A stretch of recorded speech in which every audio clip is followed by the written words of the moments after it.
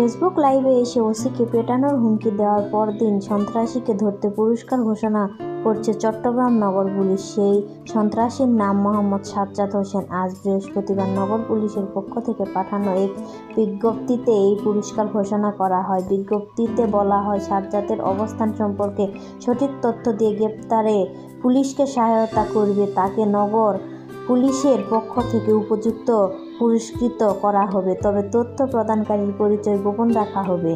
এর আগে গত মঙ্গলবার রাত 10টা 39 নিজের ফেসবুক লাইভে নগর পুলিশের বায়েজিদ মোস্তামি থানার ওসি আরিফুল রহমানকে হুমকি দেন সাজ্জাদ। লাইভে তিনি কোনো অবস্থাতেই তার হাত থেকে ওসি বাঁচতে পারবেন না বলে হুঁশিয়ারি দেন। 2 মিনিট 27 সেকেন্ডের এই লাইভে ওসিকে অশ্লীল ভাষায় গালাগালও করেন।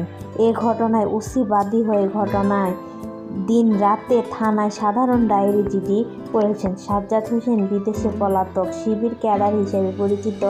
আরেক সন্ত্রাসী সাজ্জাদ আলীর অনুসারী হিসেবে পরিচিত।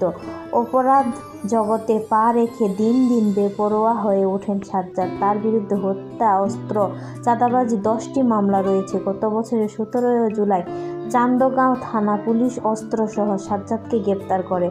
পরের মাসে তিনি জামিনে বেরিয়ে আসেন। বায়েজিদ মোস্তামি থানা সংলগ্ন হাটহাজারী শিকারপুরের মোহাম্মদ জামালের ছেলে তিনি।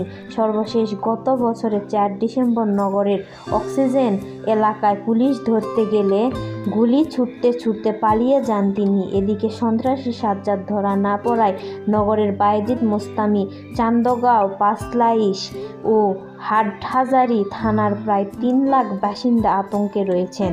এলাকায় তার চাঁদাবাজি দাবির বিষয়টি অনেকটা প্রকাশ্য চলছে। মূলত নির্মাণাধীন ভবন ও ব্যবসা প্রতিষ্ঠান থেকে চাঁদা তোলার এই সন্ত্রাসী।